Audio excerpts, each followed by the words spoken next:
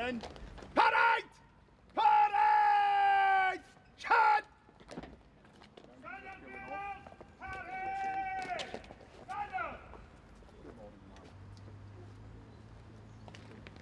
Parade! Stand at! Ace! Start easy!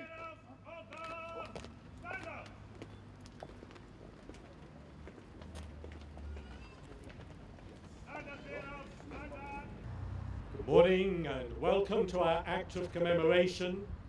This is the 75th anniversary of Operation Market Garden, the Battle of Arnhem, sometimes known as the Bridge Too Far. We remember today the valiant actions of those who took part in that operation. This year, we also celebrate the formal link established between our town and borough. We also honour the Polish forces that were part of the 1st Airborne Division at that time, bringing a whole European dimension to the campaign. We especially acknowledge the combination of skill and courage of those who currently serve in 16 Air Assault Brigade and the operational deployments in which they still take part. In attack, most daring. In defence, most cunning. In endurance, most steadfast. They performed a feat of arms which will be remembered and recounted as long as the virtues of courage and resolution have power to move the hearts of men. These are the words spoken by Winston Churchill to describe the 1st British Airborne Division after the Battle of Arnhem. September 1944, the 1st Allied Airborne Corps, which included the American 82nd and 101st Airborne Divisions, were tasked to secure the main canal and river crossing between Eindhoven and Arnhem in the Netherlands.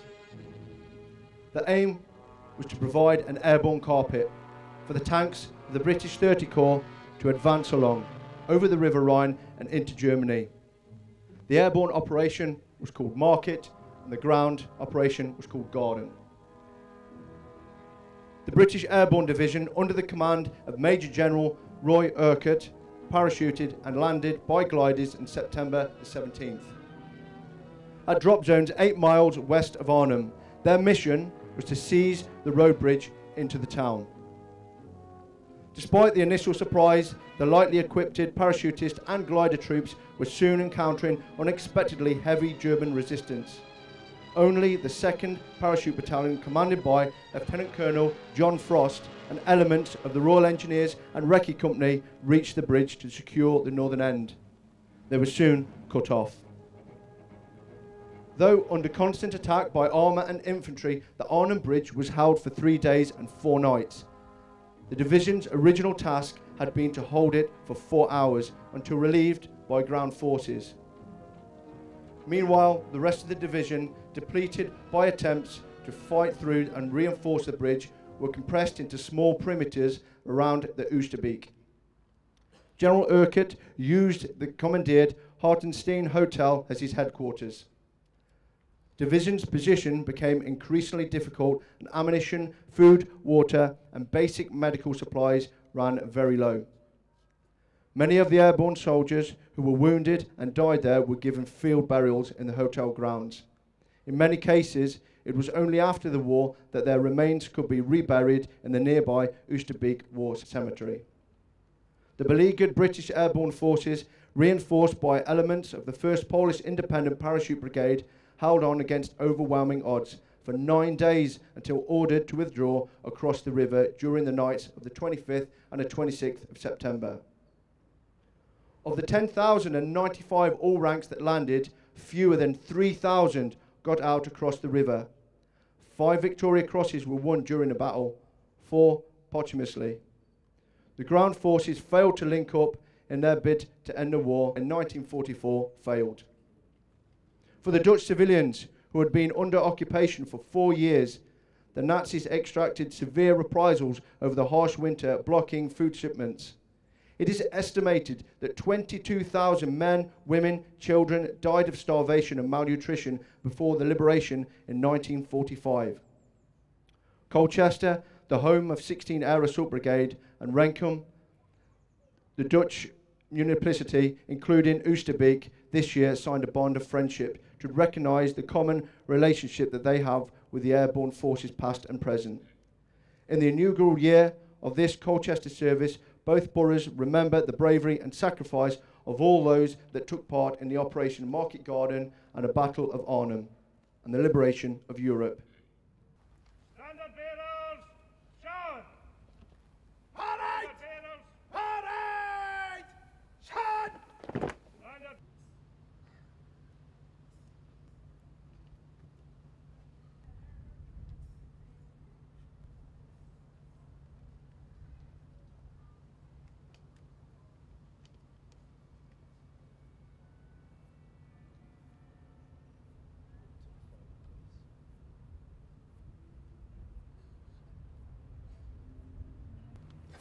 They shall not grow old as they that left grow old.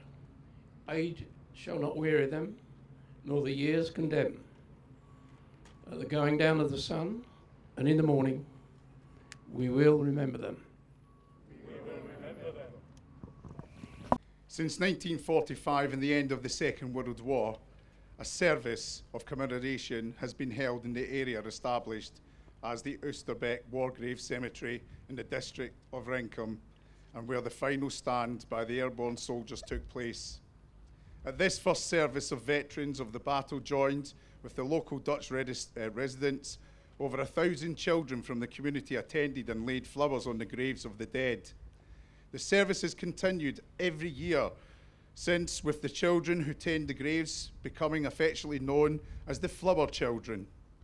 Today at Colchester, I'd like to ask our own flower children to step forward to the memorial and lay their sunflowers in a common remembrance with the children of Arnhem who are at the Oosterbeek Cemetery this same morning.